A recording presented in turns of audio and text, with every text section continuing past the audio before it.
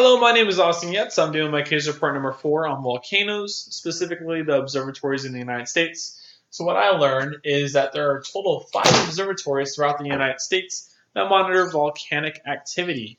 And some of the observatories are assigned to different states, such as the one in Washington is assigned to not only Washington, but Oregon and Idaho. So I learned that was pretty cool. I thought there were more observatories throughout the United States. Next, we're going to go over is monitoring and how they monitor earthquake activity and what device they use, which is called a seismometer. So usually they have 6 to 8 seismometers within 20 kilometers of a volcano.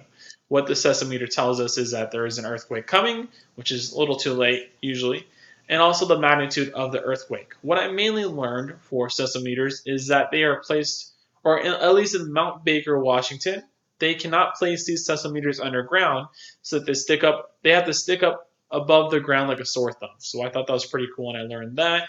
Do not know why specifically. I will do more research. Next thing we're going to go over is hazards, specifically the ash that comes from volcanic activity after a volcano erupts.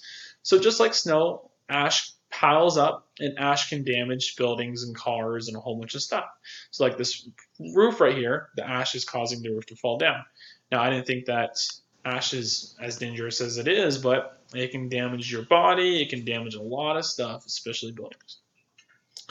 Preparedness, we're going to go over during an eruption. One thing I mainly learned is about vehicles, that you shouldn't drive your vehicle during an eruption. So not only can the ash cause damage to your engine filters, but it can also damage that brand new BMW your mom just bought you.